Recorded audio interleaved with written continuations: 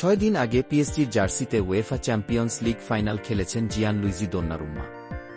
স্বদেশি club inter মিলানের বিপক্ষে পিএসজির জয়ে শিরোপা উৎসব করা এই গোলকিপারের মুখ সপ্তাহ না পেরোতেই মলিন হয়ে গেছে। কারণ তার জাতীয় দল ইতালি এখন বড়সড় শঙ্কার মুখে।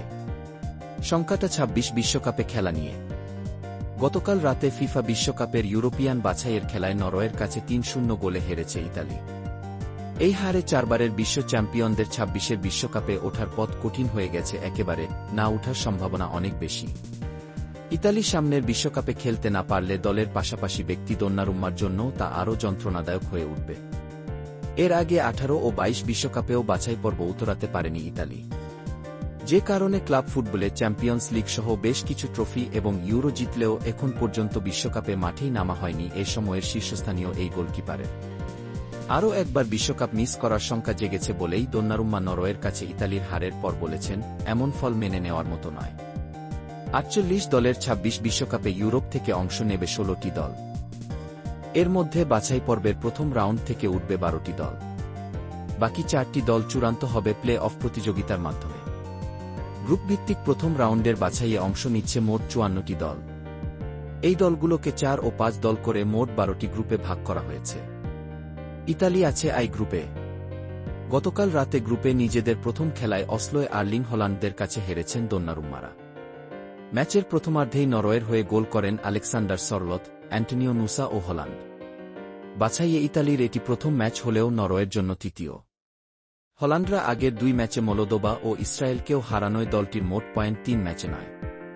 ইসরায়েল 3 ম্যাচের 2টিতে জিতে 6 পয়েন্ট নিয়ে গ্রুপের দ্বিতীয় স্থানে আছে। এমনকি গ্রুপের অন্য একটি দল এস্তোনিয়ার পয়েন্টও 3 ম্যাচে 3।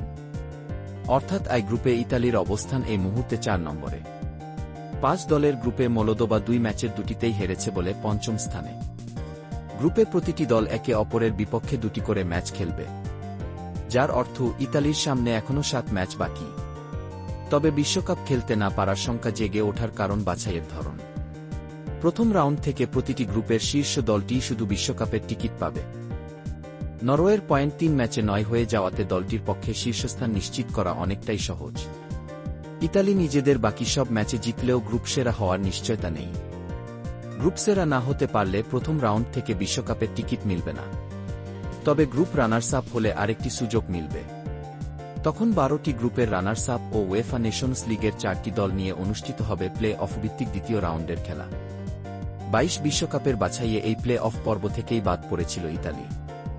সব মিলিয়ে যুক্তরাষ্ট্র, মেক্সিকো, কানাডার পথটা হবে বেশ জটিলই। ম্যাচ শেষে ইতালি কোচ লুসিয়ানো স্পালেত্তিকে জিজ্ঞাসা করা হয়েছিল নরওয়ের কাছে হারের পর তার দলের বিশ্বকাপে ওঠা নিয়ে শঙ্কা দেখা দিয়েছে কিনা। জবাবে শঙ্কা এড়িয়ে যাননি স্পালেত্তি, শঙ্কা সবসময়ই ছিল।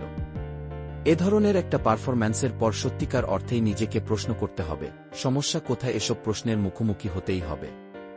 বাস্তবতা তো এটাই। ইতালি বিশ্বকাপ বাছাইয়ে নিজেদের পরের ম্যাচ খেলবে সোমবার মলদোভার বিপক্ষে।